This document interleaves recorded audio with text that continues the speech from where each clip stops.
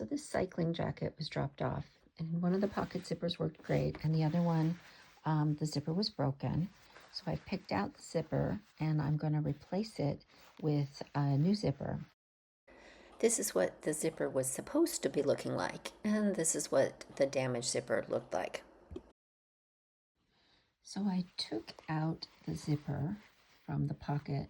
I took out the zipper that was broken from the pocket area. I picked out the serging that was along this side. I left the serging that's on this side because it wasn't attached to the zipper, which was nice. And on the back side, the pocket's nice. It's bonded to the fabric on the top and the bottom. Well, it's bonded on the top. It's sewn on the bottom. It's and on this side, it was sewn in to the edge that I picked out right there. That's where it was sewn in. So now I have space to access the zipper, and I'm going to put in a new zipper. For this project, I used a continuous nylon coil zipper that I cut to length. Okay, I've cut the zipper down and I pinned it onto the jacket.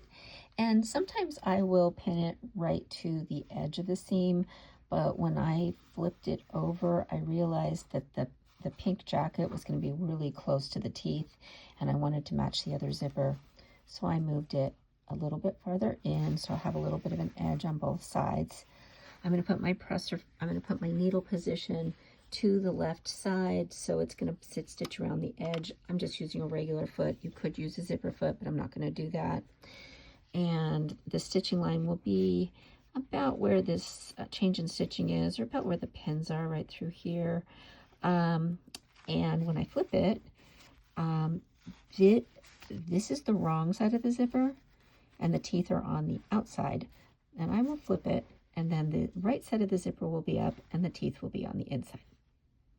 That's how it looks like when it's on the machine ready to get started. Okay, so this is what it looks like when it's all sewn. What's going to happen is I'm going to flip this around, and that will be the outside now, and this will be the outside, and we'll put it together like that. We need to put the zipper pull on now. Okay, this is a quick check. When the zipper is closed, this is the one that I didn't replace, the pull is at the top and the zipper is closed. So when I put this one on, I'm going to start on this end. So when I zip it up, it'll be closed and the zipper will be at the top. Okay, it's sewn on. So we've got it looking like that. We're going to flip this way. We're going to flip this way. we're going to put the zipper pull on starting at the bottom of the jacket. And I noticed that the right side was slightly longer than the left, so I'll start the pull there. On here. Ooh. It's a little fiddly. It's going to take a little time. There we go. Get it started on that side. Get it started on. There we go. And then we bring the zipper up. Okay. Now we have to put some zipper stops in. Okay. These are bottom stops, and we are going to put them on both sides of the zipper.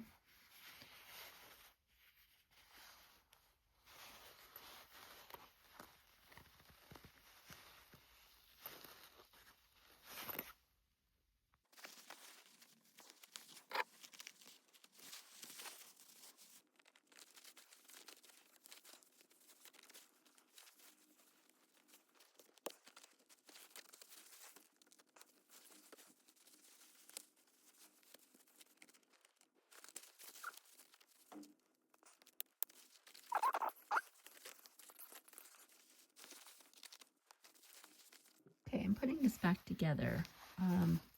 This area had come unstitched, and so I tacked down. And what I did to do that, because it's going to be top stitched here, so it'll be secure, but I just want to make sure this little lip was tacked down. You can see one little stitch, but I'm going to get over that. I actually went up and down and hand stitched in this area, just because that's going to be really hard to get the machine in. And by hand stitching it a few times in that little spot, it will keep it secure. I've got it probably more overkill than I need. So you can get in with the needle and thread where you can't get in with the machine. And this is not where you're going to have a lot of stress on the pocket. And this is not, and it's going to be reinforced with top stitching. So I am going to just do that little, so when you're kind of putting it back together, you got to get everything to line up. And that keeps this little seam right here intact. And I'm going to get over that one little stitch. I'll be fine. At the top, I'm going to do the same thing. Because when I put it all back together, this isn't attached to that anymore, but it's stitched down here. I'm actually going to rip out a little bit of the top of the zipper so I can get this laying exactly where I want it to lay. And then I'm going to go in and I'm going to hand tack down this edge to this edge on the inside. Not really conducive to the sewing machine. Okay, so what I did was I ripped the zipper away. I had that stitched all the way up and it was in the way, so I ripped that out. And now I can tuck this all back together like I want it to and be able to hide things like I want it to. So I'm going to secure that in with a combination of hand stitching and machine stitching.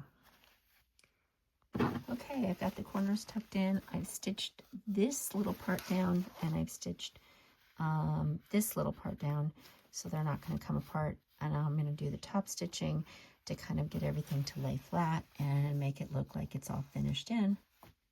A little tip, you can sew through a nylon coil zipper, sew right across it, not a problem. But you cannot sew through the metal zipper stop I put on there. So I'm gonna have to be very careful not to hit that metal zipper stop. This is one of those times it's almost better if there's no stop there, because I'm gonna be stop stitching right over here, and that's gonna be, I'm just gonna have to be really careful. In retrospect, I could have left off the zipper stops. You can secure it with thread or just the top and bottom seam. Okay, well, we've got it in, we've got it there, it opens. The only thing we have to do is attach the pocket bag because that's not in yet. But overall, it's not too bad. I just serged the pocket bag back into place and the project was done.